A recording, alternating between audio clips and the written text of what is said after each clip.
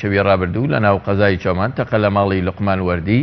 بەرپرسی کۆمیتێ ڕێخستنی چۆمانی یەکێتی نیشتیمانی کوردستان کرا. لەبارەی تەقەکردنەکانەوە لوقمان وەردی ڕاگەاندووە لەلایەن دەستێکی نادیارەوە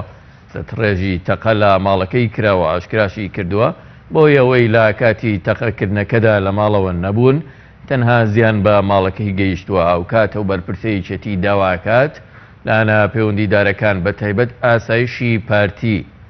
بکەران و ئەوانەی پشت ئەو کردەوەیە دەستگیر بکەن چونکە بەوتەی خۆی هیچ کێشەیەکی شەخسی و کۆمەڵایەتی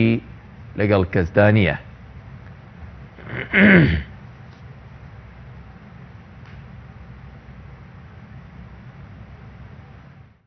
لەگەڵ ماڵم منداڵم بە حکمی هاتنە پێشی ئەو پشووی باڵێن قەتڵی یەکشەممە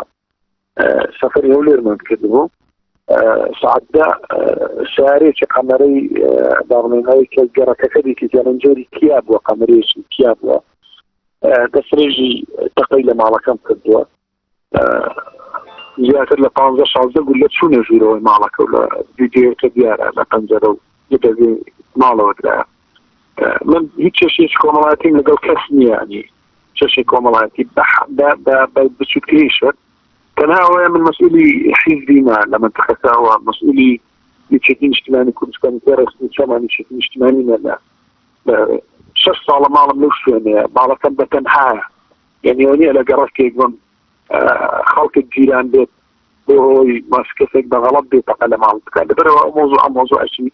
مستهدفە ینی بەرنامە بۆ داڕێژدا بووە و من چێشەی کۆمەڵایەتیشم نییە فەقەت کاری سیاسی لە منتەقەیەکەم بۆیە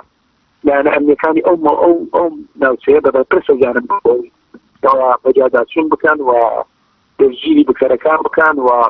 ئەوانەی لە پشت ڕووداوەکەشن بۆمان ئاشکرا بکەن چونکە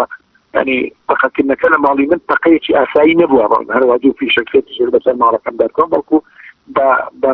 بە هەمدەن دێدرا ماڵەکەمان کەسی لێ نەبوو کەسی لێبانەکرد زیانیات بەڵام من پێم وایە ئەو جۆرە کارانە ئەگەر ئامانجەکەی لێ کردکردنەوەی دەنگی ئازادی بیت ئێمە تەجروبەمان هەیە و منتقەیە بە حدێک چاوکراوەیە بەو جۆرە هەڕەشانە و بەو جۆرە ئوسڵوبانە دەنگی ئازادی کپ ناکرێت بەڵکو ئێمەمانان ئەگەر ئامانجەکە ئەوە بێ ئێمەمانە سوستر ئەبینە جاران لەسەر کاری سیاسی سکاڵامان تۆمار کردووە بەڵێ سکاڵامان تۆمار کردو لە شوی ڕابردووشەوە پۆلیس واسای شافێ تەحقیق دەست تەلەفۆناوی لێ کۆڵینگ نەکرا